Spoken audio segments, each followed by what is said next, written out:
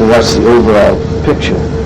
Well, first of all, you're familiar with the two fire alarm offices. One takes care of north of 39th Street, the other, the Inglewood, takes care of south of 39th. At this particular time, well, this was 1956. As a matter of fact, my wife just remembered. 58. December 1st, 58. 58, was it? Oh, that's right. 58 it was, yes. How long had you been working there at that time? Well, I came on the fire department in 1950, but I was a uniform fireman for 5 years. And I came in the fire alarm office, I think it was 1955 or 56. And what was your title in the fire alarm office? Fire telephone operator. Uh-huh. There's fire telephone operator, junior fire alarm operator, and senior fire alarm operator are the categories of a watch. And a watch is A watch how consists many of, hours? I would say 6 men, two or three fire telephone operators, 2 or 3 junior operators, and no more than 2 senior operators. It would consist of a watch. 8 hours? 8-hour shifts, yes. This particular day I was on the day shift. That was different at that time. The hours were different, you're right. The hours at that time were 9 to 5. Now they're 8 to 4, 4 to 12, and 12 to 8. But at that time, I remember distinctly because we were on the, Hank Wilbers and I were on the board. By the board we mean, we had dual, there was the old type switchboard. Communications between the firehouses were done with an old type switchboard where the light would come up and you would answer it. You'd plug into wherever the firehouse it was, if you're familiar with an old type switchboard. And they'd probably want to talk to somebody else. They could talk to you too if they wanted to, see, because they're marshalling. But most of the cases you'd take the plug and make the connection point. But that was minor. That was one of your minor duties. Your major duty was to answer the fire phone. There was 2 positions. So I remember Hank Wilbers was here and I was there, and each had a fire phone. And you had to drop everything on the fire phone. You're making your connections and your other duties at the switchboard. Fire calls came first. And this particular afternoon, there was no let up of the fire calls. Was it a busy day? No, it was busy? it was an ordinary day, quiet day up until this time. As I remember, we discussed it a number of times. If it would have held off for another 15 minutes, there would have been no disaster because the children would have been out of school. Well, I'll say about a half an hour then, because I think the first calls came in about 2:30 or so. Yeah, I'll have to refresh your memory. The times they listed about 2:40, Oh, was it? 2:42, or 2:41. Yes, that's I don't know how right. they Yeah, got 2:41. yeah. That's why I remember discussing it with John. I remember the telephone conversation with John Kunster now. I remember us discussing that. If it would have been a little bit later, it would never have happened. But I remember the tail end of the conversation with John is that, like everything else, every other disaster, some good comes of it. You know, if it would never have happened, maybe we would have been going on just the way we've been going on in those old days. No alarm system in the building, no telephone, old wooden stairways, antiquated methods of the nuns and the teachers at that time, of locking up stairwells. I went to a Catholic school myself, and I know exactly what happened there. Certain exits and hallways and that were banned. You couldn't go there, see, because they wanted discipline, which is good. But in this particular case, the fire, I think, started down in the bottom of that stairwell. They had some kind of a paper drive or old clothing drive going on at that time, as I recall. And the trucks were coming and bringing the stuff away, wherever it was, during the course of that day. And I suspect at the tail end of that day, either a cigarette or a match or something that discarded papers got started down in that stairwell. And it could have been the driver, one of the truck drivers. It was kind of cold that day. Might have discarded something, and then they pulled away.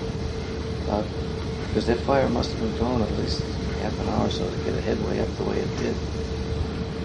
And then nobody in that stairwell, closed up and everything, came up the wooden stairwell, and then didn't come across the floors, went all the way up across like a cockloft, and in other words, it went undetected for a long period of time and still got a good headway of fire.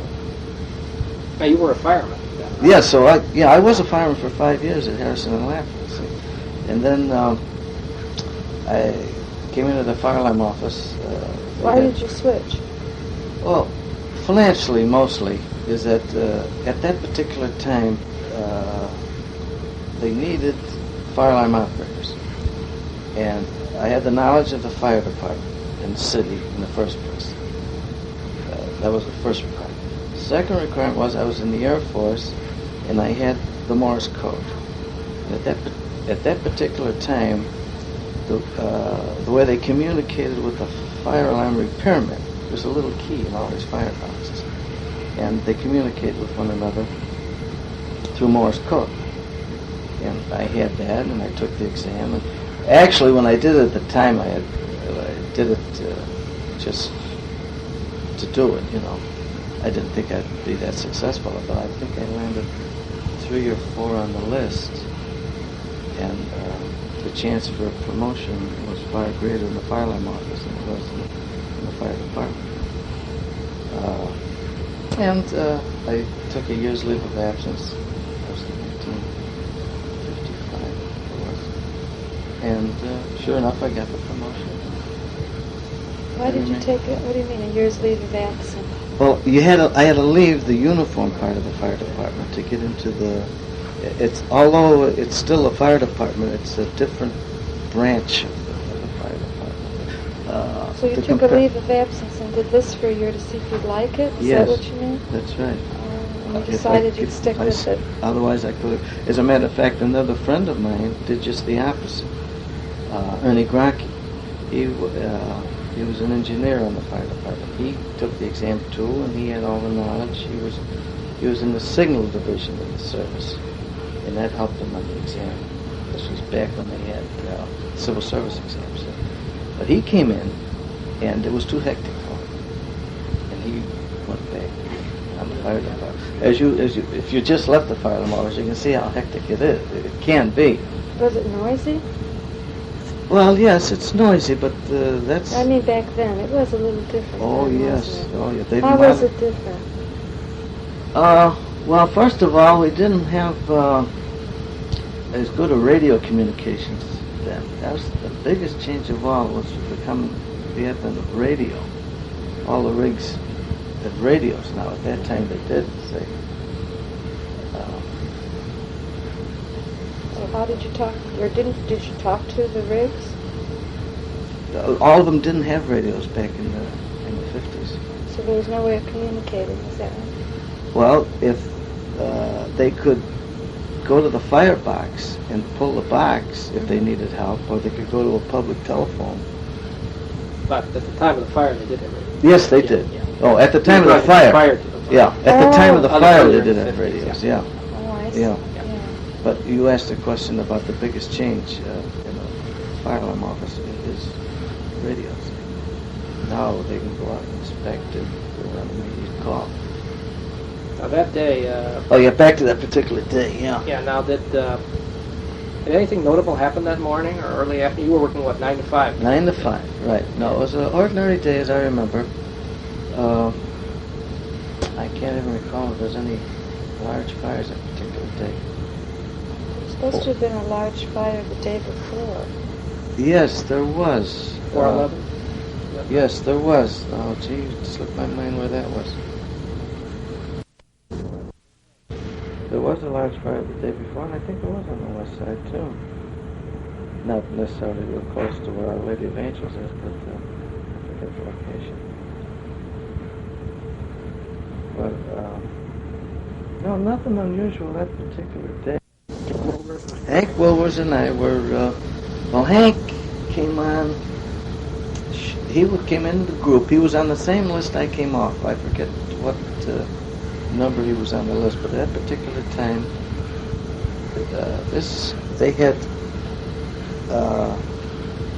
openings came up, I would say at least a half a dozen men were called for the job in a short period of time. And, of course, Hank came on, I think, about a year after I did. But Hank received the first call. I remember that.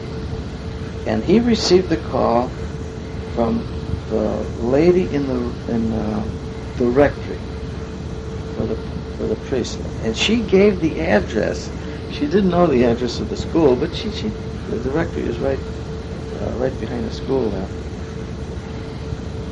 And she gave the address of the rectory. 3808 Iowa. 3808 Iowa, yeah. Did you hear this? Did you kind of... Well, Did you kind of always listen to see what was going on right. with him, You too? see, yes, as you sit there next to one another, as a matter of fact, you're trained to repeat what you're getting over the phone, so that everybody else can hear what's going on, and it can kind of tip off the senior operators and the junior operators who to dispatch. See, at that particular time, I wasn't dispatching; I was receiving. See, but the way they try to train you is that never accept any location that you yourself don't know. If they give you some name of a street that you never heard of, don't accept it, write it down, and give it to the man at the floor. And there's no such street, no such address. So it's because someday you might be up here dispatching, and you're going to fall in the same category. So if you have any problem at all, ask. And a lot of these people, you can't understand them, or they actually mispronounce the street, or a lot of times they say they mean the street. Like they'll say, for instance, here, like they'll say 6302 Rockwell Street or something like that, and they don't mean that at all. They mean 2801 West 63rd Street. See, they mean something else when they say it. But back to that day, Hank, I remember. Hank was as big as. Oh yeah, he was a big man. Big fella. 300 He died pounds. not too long ago. He died not too long ago. He used to. I'm interested in sports. See, 5 boys who played football, and athletics, and that. And Hank and I used to discuss a lot because he was an ex-wrestler, and he had a tryout. You can see why. If you must have met him. You met him. And he had a tryout with the Chicago Bears. Played for a while, but then he couldn't quite cut it. Just like I had a tryout years ago in baseball when I got out of service. Just couldn't quite do it. What team? The Philadelphia Phillies. Okay. When we got out of the service and after the war. But there was 50 boys better than I was. But Hank... What position did you play? Infield. But Hank had a real good knowledge of the city. He was a taxi cab driver before he came in. And he was very interested in the fire department. I think he was a founder of the Fire Fans Club. Lots to do with it, yeah. Yes. So he was well versed in the fire department. Anyway, back to this day. In those days, it was just an engine, a truck, and a chief.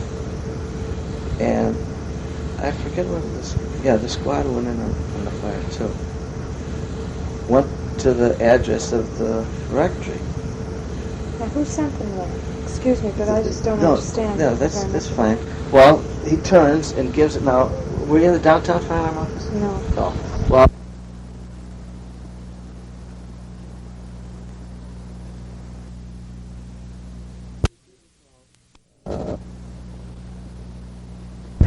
The ones who receive the calls are a little bit closer to the dispatchers, yeah. Where? At Maine. Downtown. You probably noticed the intercom at Inglewood today, yeah. Well, Hank turned and gave the location to the man on the floor there. I forget exactly who it was, but I think we had a watch of 6 men that day. We had 2 men at the board, Hank and I, and 2 dispatchers, what they call junior operators, and there was a senior operator in charge of the watch. Heffernan? Well, Kirkley, I know, was the testing operator. Jim Kirkley, Hederman. Well, Hederman was a testing operator. Jim Kirkley was in charge of the watch. Those were the senior operators. Now the junior operators, I think it was Dick Hyland. I forget who the other one was. Turner there? Jack Turner? He said I've been told he said he was there that day. He could have, he could have been. I really forget just what that watch consisted of. Well, okay, now, so he would swivel around in this chair, or what? Yes, yeah. Well, the way it was downtown at that time, this old switchboard was in front of us, and the 2 operators at the board, and then the radio behind us, and then just to the right of Hank is the dispatching council, where you open the amplifiers. They have a key for each amplifier of all the firehouses north of 39th Street. So the still alarm is an engine truck and a chief, were dispatched to the scene. Then, right at about that time, I would say seconds, if you're familiar with the way the fire calls came in. No, did they come in like a telephone operating board, just one little light and you plug into the car? No, you don't have to plug in. You plug into the regular switchboard. That was for the marshal line. That's for the marshal lines, yes. Oh. But on the fire phones, I had one at my left hand and Hank had one at his. Right after that initial call, the whole board almost lit up. By that I mean is that, see, when you dial, it only says 571313, you're never supposed to get the busy signal. The phone would continually ring until somebody answered. You never get the busy signal because that would encourage some people to hang up. You're not supposed to hang up. And actually, there was 4 positions. 4 positions where 4 men in the alarm office could answer the fire phones at exactly the same time. Like Hank got another call, I got a call.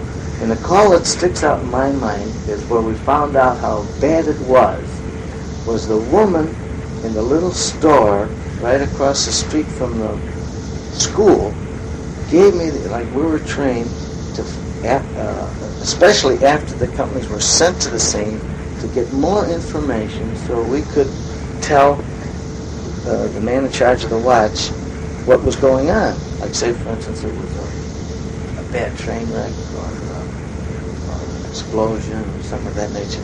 Then he could dispatch whatever equipment, strike a box, or dispatch whatever additional equipment he wanted. Well, that's exactly what happened today. This woman told me that the children were jumping out the windows of the school. She was frantic. I could hardly understand it. But then we knew that the fire was in the school.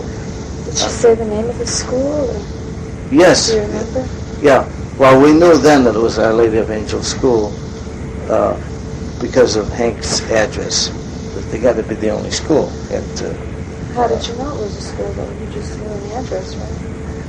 Well, the lady that called said the school's on fire. Right. The lady in the rectory. But she gave Nora me... Maloney or Maloney. Yeah. See? Yes.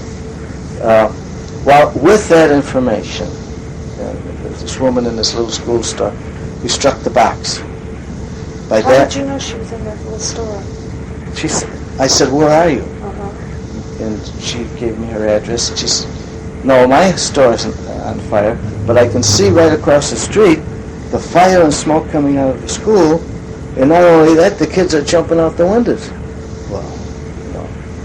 So even before they got on the scene, before Engine 85 got on the scene, now this is seconds after Hank's initial call, we struck a box. And with that, 3 more engines and 2 more trucks and another chief and a division marshal and that responded. Then, calls kept continually coming in. When you picked, excuse me, Sure. when you picked up the call from the lady in the store, were there other calls waiting for you Oh already? yes, yeah. They all just lit up Matter of immediately. fact, it seemed a shame, and but she wanted so much to get all this information out and everything. And I did get enough information that I had to cut her off and go to the other calls. Yeah. See, because the board was starting to light up, and it'll take 10 calls. See, now Hank was answering the phones. Jimmy Kirkley, and I can't remember Jack Turner. Could have been though, but I remember Dick Hyland. See, at the other two positions, answering the phones too. So there were like 30 or 40 calls. Is that right? I would say so. Yeah, sure. Now, by that, what was happening then is that people were looking out the window or passing motorists. That's happened a lot. Yeah, I had a passing motorist who went down to the next block, went to a drugstore or something. He said, "There's a terrible fire there." And then 85, the guy I really felt sorry for was the guy who pulled up there initially, the man in charge of engine 85. He came on the scene. He was flabbergasted. Of course, he asked for help, and I went to a 211 all the way up to a 511. But at that particular moment, I could just see, me being a fireman, what was going through his mind when he pulled up there. What the heck do you do first? Go try to put the fire out? Save these kids off the ledge? Of course, he's got a truck following him, but he had left from a single-engine house. See, he didn't have a truck right on his tail there immediately. Did you talk to him, or did you just hear? No, Hank. I think. No, it wasn't Hank and I were too busy. Somebody else answered 85 on the radio. You Sure. called for the 211? Yes. And what, ambulances, right? Oh yes, ambulances. I forgot to mention that. Yeah. Now, how, can you paraphrase the way he sounded? Do you remember hearing him? How did I he really sound? don't. I was too busy at answering the fire calls. Yeah. Now, this woman that called in, the one, the story, she had an accent, right? Yes, you did. Right. How did she sound? Do you remember? Paraphrase roughly what Very excited, yeah, but I was able to get out of her that the children were on the windowsills, some of them leaping, some of them on fire, well, it was really horrifying how something, it was relatively quiet all that afternoon, and all of a sudden, in a couple of split seconds, something of that magnitude could happen. What went through your mind? You heard the first call. Yeah. 3808. Then you picked up. Then all of a sudden you had this hysterical woman on the line. And then I had to cut her off. I went to another one. I must have answered about 10 or 12 fire calls before it count. Then when the companies arrived on the scene, that stopped most of the phone calls, because then anybody looking or passing by in the vicinity there, there'd be no need to call if the fire department was there. So, but then the communication started up between the chiefs on the field and the men in the fire alarm office. So then our next procedure was, and it's one of our duties, is we have to notify all the officials of not only the fire department, but the police department, the Red Cross, the mayor, his staff, and we have a whole form we have to fill out of notifications. And I don't know how many ambulances were sent there. According to what I've seen, I think it was 8. Police department. I remember one. Ambulances? Well, there only were 13 in the whole city. Yeah, that's right. Yeah. And squads, all the squads went. Now that's interesting. I know we talked to Richard Scheit. You know Richard Scheit? Yes, yeah, he was on the scene of the Now, fire. Now, what company was he on? Squad 1? Yeah. Now, he said also that all the squads were sent. And yet in a rundown of equipment that was published in International Firefighter, it only shows about 3 or 4 squads going, like Squad 2 was, well, they went into 311, but Squad 1 was special called, and one or two other squads, I think, but not every one of the 13. Maybe not everyone, no. Probably the one out in Roseland probably didn't go. Or the one up on the far north side maybe didn't go. I don't recall. Did a box ever come in on that fire? Now we have. Well, there was no box. We have a child that said he ran to the corner. Well, he thinks it was Avers in Chicago, but it was probably Hamlin in Chicago. Did that box at 5182 ever come in, to your knowledge? Did anybody ever pull it? I don't really remember. I imagine in the confusion. Nobody came with That's it. another thing that Anyway. came out of it too, is that there was no box at the school. See, now when this catastrophe happened, now all schools have to have a box at their entrance. See, Now, working in the alarm office, have you ever seen anything develop as quickly as this? I mean, I would say the next thing that developed that quickly was probably the Mickleberry's fire, where the chief was rolling down the street. That was the gasoline truck, remember that one?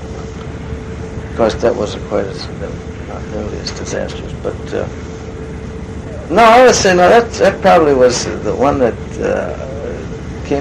came so unexpected with that matter of lives. We've had lives lost, but not that many.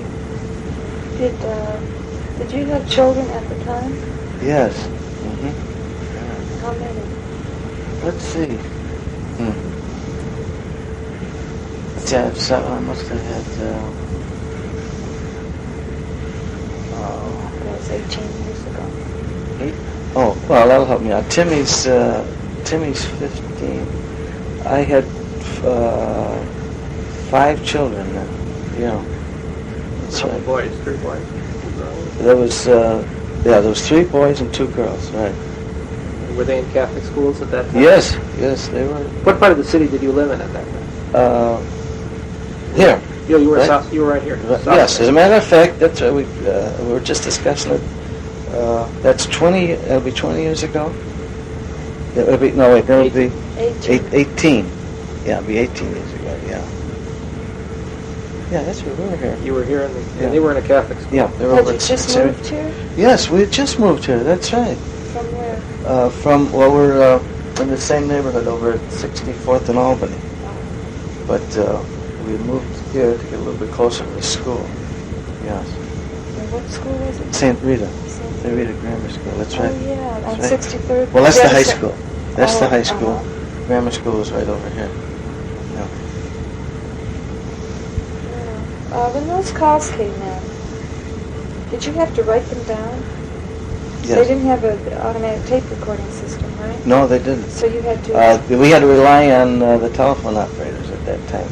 The telephone operator used to monitor, and that was used, well, often enough, whereas somebody would give an address and they'd hang up on it. Say, all you got was a couple of numbers, didn't even get the street.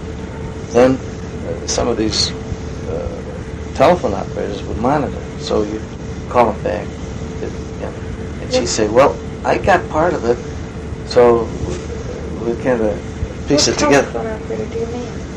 Well, when they dial fire 713-1313, it goes through the telephone system, and they have a monitor.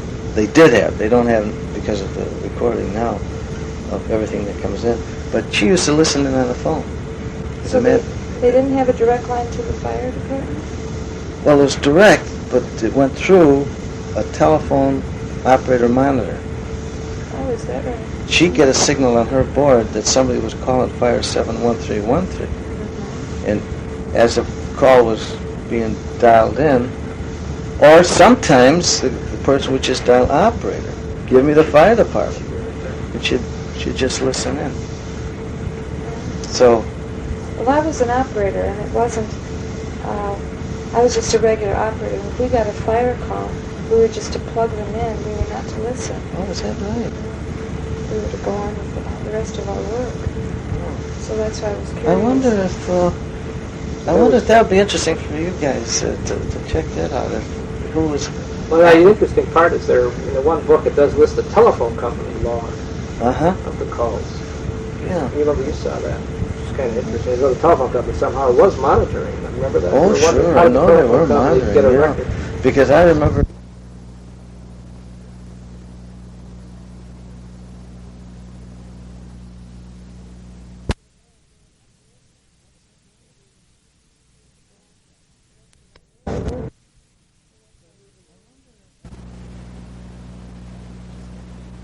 remember even that day probably questioning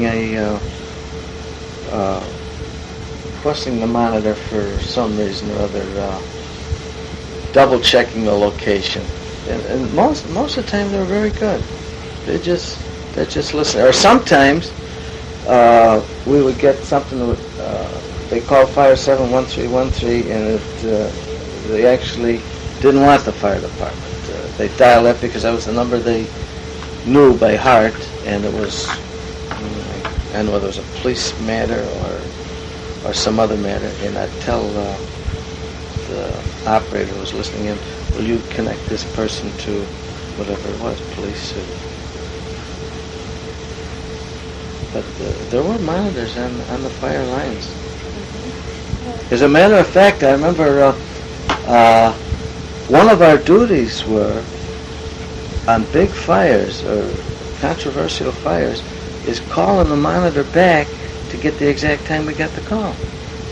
Because we didn't have recording devices then. Because we used to, if there was a complaint lodged, for instance, that the fire department didn't respond or was slow in responding or something, and the commissioner would say, well, will you check this out? So we'd go back and we'd go back to the telephone company monitor, and what time did we receive this call? And they'd give it to us, and we'd look at our records and give the information to the commissioner and say, well, here's when we received it. So it was your duty to, like, what were you supposed to write down in all these calls? The location and the time? No, we didn't put the time down. You didn't? No. We had a regular log, like just take a routine fire. Somebody called a fire, 6147 Rockwell. My house is on fire. We just take that down and write it down and give it to the dispatcher. Now, if another you hand that piece of paper to no, just that's your record. Uh-huh. Write this, and then you say it verbally and listen to see that they got it properly dispatched. And then you go back to your duties. If another call comes in, now say for instance a second call came in, the fire such and such. All right, now you tell them they're on the way. What's burning? Get some particulars. How big is the building? Is there any lives involved? Anybody trapped? No, it's a regular house on fire. All right, then you go on. Now, you have to say, for instance, there was a high-rise fire, lives involved, something. Then you give that information to the man at the floor, and he would use his discretion whether to strike a box or whatever. Records usually pretty good on striking boxes and fire. Yes, that's one of our primary things. Is to get the equipment to the scene as quick as we can. Now, if it's just like a lot of times we get a flock of calls, and all it is an automobile or a tar kettle or something like that. See, so you can't go by the number of calls. You got to go by what they're saying. See, like, no, I received a call. No, it's one of these roofing tar kettles. And people see this. Let's say if it's over behind the building there or something. I go to the phone. Gee, it looks like the house is on fire. One person will say, I think the house is on fire, and then we get another call from over there, and they say, no, it's the tar kettle. Well, then we'll send one piece of equipment, or two, whatever it is. But if it's a apartment building, well... Now, going to those calls, do you remember any of them? Were some people so excited they didn't give addresses?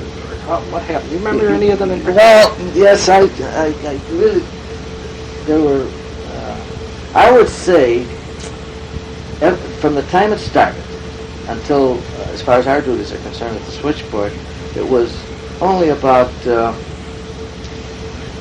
3-minute interval. Because then I would say that Engine 85 was on the scene and transmitted his information to the radio man. But for those 3 minutes, they were probably the most hectic because we tried to tell them that the fire department was responding, and then you try to get more information. And the more information you got, the worse picture you got in your mind. Because later on, we didn't know it at the time, but as I look back now from reading the accounts in the paper and fellows who were on the scene I talked to them personally, is that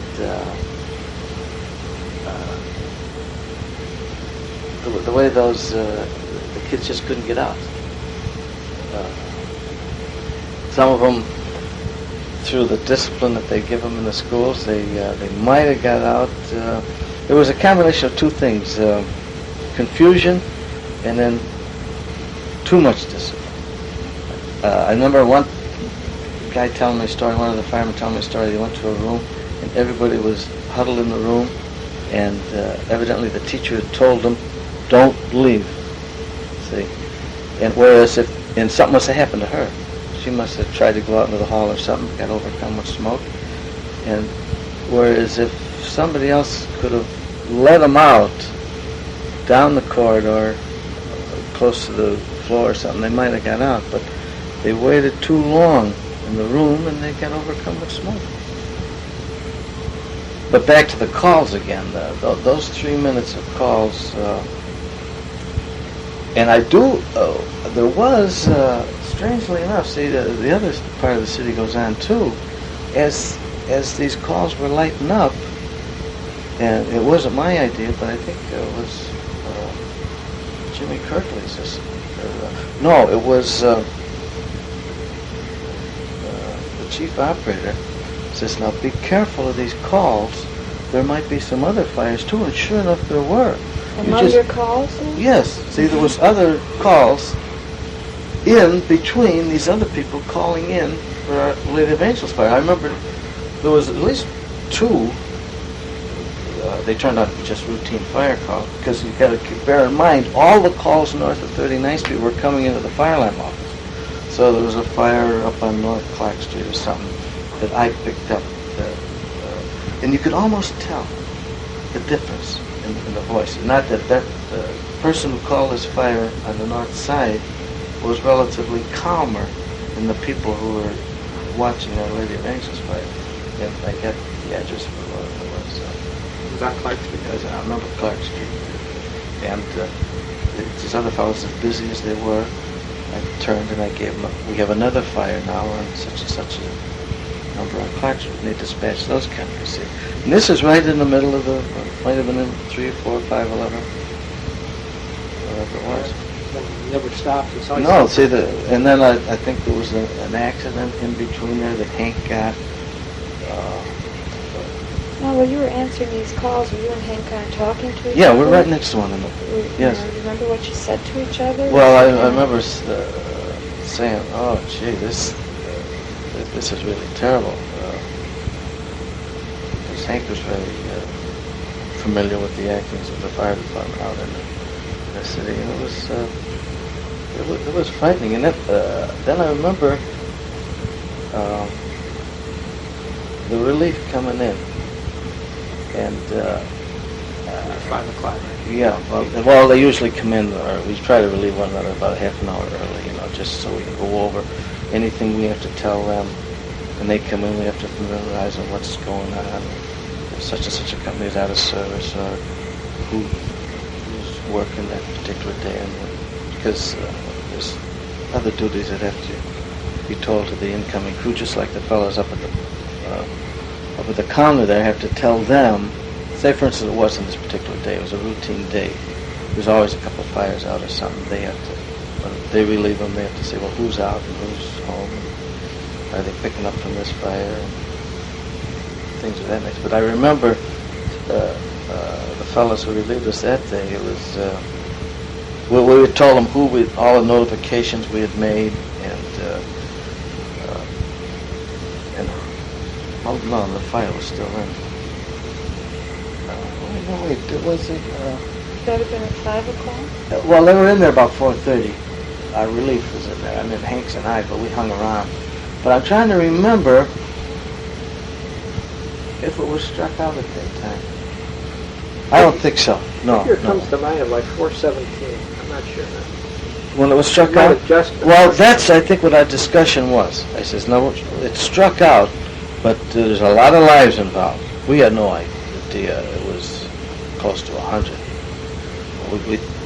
Then later on, we found that out that it was almost 100 lives. Did you go home on? Yeah. When did you realize the first life was lost? When that lady said they were jumping? Yeah, well, When Wojnicki called, when the Engine 85 called in? Or what? Well, we didn't know for sure, but we had an inkling that that's what was happening when they started asking for the ambulances. Like I could hear, as you can hear what's going on in the background, even though you're answering your calls and your duties here. That when they're requesting ambulances and police squad drills, things of that nature, there's a lot of lives involved. But I had no idea it was going to be that many. Did you go home on time that day? No, we hung around. And as a matter of fact, I was going to go to the fire, but it was on a straight west side, and I used to take the L down. So I did go. I drove over to the fire later that evening, much later. I didn't. I came home on the L. I went over there later on in the evening, just curiosity, I guess. But we hung around, discussed, because there was still a lot of reports, things to be done, and Hank and I hung around for a while. Now Hank was a North Sider and I was a South Sider, so we went our own ways. I forget what time it was. How did you take it? About Hank, was he married? Did he have No, children? single. No, Hank never married. And he's the man who, it got too hectic for him and he went back. No. That was Oh. a different fellow. Oh, Hank I see. stayed on. As a matter of fact, he became a senior operator like myself, and he died just not too long ago. See, but he stayed downtown, and I came out to Inglewood. But no, this other fellow I talked about was Ernie. Ernie, who Hank. Hank was Hank about the same age? Yes, yeah. Hank, I think, and I are. No, I think he was a little older. I think he was. Well, I'm 52 now, so Hank, I think, was about 55. So you'd have been about 34 at the time of the fire, and you'd have been about 3 years old. Yeah, that's right. Yeah. How did he take it? Well, very bad. Yeah, he was quite conscious of because he was involved in a fire fans club, and he used to go to all extra alarms, helping firemen and people got knocked out of their homes or something like that. So he was close to a situation like that. But he was, well, like all of us, we're all pretty well broken up about it. Was the office quieter than usual? I mean, did anybody shed tears or anything there? I mean, realizing what was happening? No, I don't Just no think so. time for it. No, it was. I think that came later on. I remember when we went to the actual scene. That's when it really hit you. It's kind of cold in the fire alarm office. Although you know in the back of your head what's going on, there's nothing visual. Actually, when tragedy has to be kind of visual, I think, to really hit you. It's almost like it's unreal. It's not something that really happens. It's out there someplace. It's like, that's it. It's you're remote from it. It's like this cameraman told me, he said, at WGN, he said, as long as he's behind shooting the film, he's got no problem.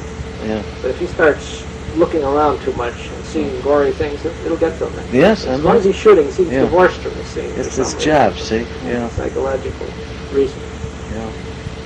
But then you took at least 10 or 12 calls, and these people are all very nervous and excited. Oh, yeah, very so. I would say there was a couple of passing motors that stopped off. Then there was a couple other people in their homes. It was still, it was still quiet out there. Never a call from the nuns, though, to your knowledge, or from the... No, I doubt whether anybody was in the convent at all.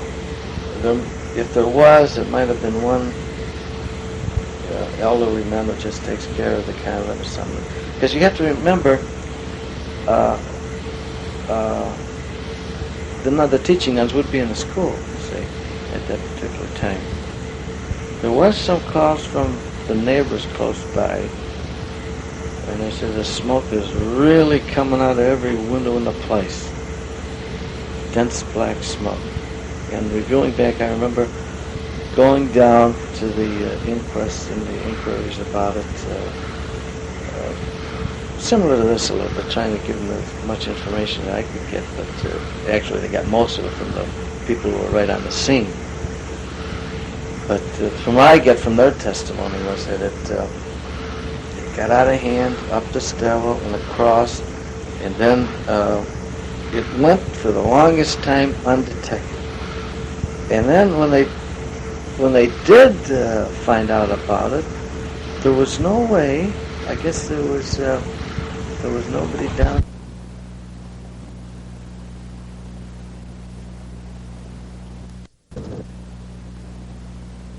About this fire.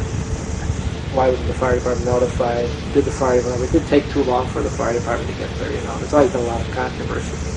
To your knowledge, was everything pretty much normal? Was there any delay? Oh no! If there was a delay, but there was probably no delay in. There was no delay as far as dispatching the fire department.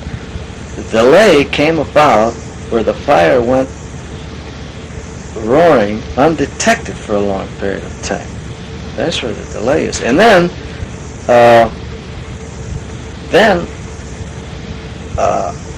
see, it probably didn't blossom out right away. That's why it went undetected. Now, I don't know what some of the people in the school who survived the fire, whether they smelt smoke or not. They had to smell something in there. They must have just passed it off or something to get that far going. And then what usually happens in old buildings like that, somebody did open a door or something and caused a draft, and boom, and it all went up. After it was going. Then, as far as notification of the fire department,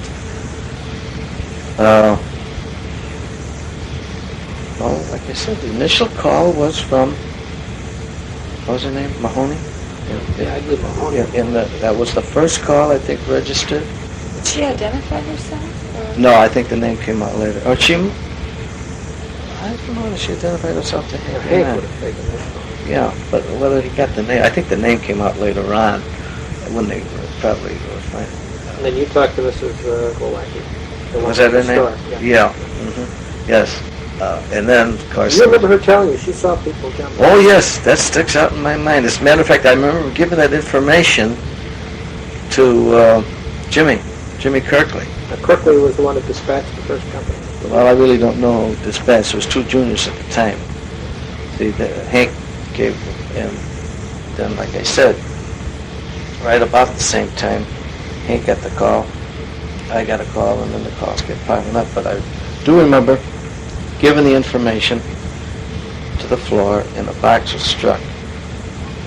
Now, back to your question whether that box ever came in or not, that's, if it did, it would have had to come in after these phone calls, and the companies were gone. The box was struck. 85 arrived on the scene. Now, I know there was no delay in 85 arriving on the scene because I can remember in the background, 85, given the information that they had. See. How many calls do you think you took before you heard 85 in the background? Oh, maybe, well, there must have been about a 3 or 4 minute interval there. So you probably took quite a few calls. Oh, yes. And even in that group, I think there might have been, like this other call I mentioned, like Clark Street, might have been in that period of time, too. Because at a certain period of time, I say 2 minutes or so, the fire phone, if you're familiar with the sound, it's got a unique sound to it, so it attracts your attention, you drop everything else what you're doing. It's not like a ring, it's like a real high-pitched buzz. That buzz continued to go until all the lights were answered. See? So I would say maybe 20 calls, 30 calls maybe. Total, yeah. Well, I don't know. I don't And then you were talking to somebody and you heard the engine 85. I could hear it in the background. Yeah. We must be. Yeah, I could hear it radioing in. And that thought always hit me. What's going through that man's head? Just what to do. Because I could just see him pulling up to the scene there. And seeing what was happening. Because I was getting it right here firsthand from person living right across the street or so, and I try to hold her on there and try to get as much as I can. Then I'd have to let her go to answer another call, because it might be another fire someplace else. Yeah. See? So then I get, oh, it's the same fire. Yes, passing motors. I just saw the school on fire, and the kids are on the ledge ready to jump.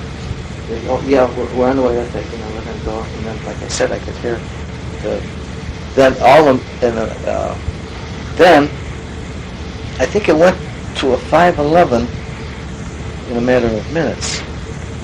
Nicky called for the 211, the lieutenant of 85. To your knowledge, do you remember that? Yeah, that's right. Yeah, I'm pretty sure he asked for the 211. What? You have to send it out under the signature of the 18th Battalion. At that Yeah, time, right? well, You send it under the chief's signature. That's standard procedure. Yeah, because of you can't. They put the battalion chief's signature on there. Even when we struggled, if we would have done the same on the, we put the chief's signature on there, say, on the tape, say. But it did go to a 511, didn't it? Yeah, you jumped to 205. Yeah. You skipped to 3 and over there to 5. Yeah. Now, wasn't there some special calls made too? For special equipment and squad ambulance. You started to say something about when the 4:30 when the other shift came in. Yes. What was it you? Well, I remember him coming in. I forget exactly who relieved us. Did they know about it already? Yes. Oh, yeah. They had knowledge of it. It was on the radio. Well, at least the two fellows who relieved Hank and I says, "Oh, gee, what a terrible fire on the west side." Yeah, it's a labor dangerous fire. A lot of school children killed, teachers and nuns and so forth. Is that when you really got the idea that it was a bad situation? Well, I got that prior to that when they were asking for the additional equipment, the ambulances and that police squad rows. Yeah. Basically, Any other questions? Thank you for your Yeah. patience. for a minute. Yeah. Okay.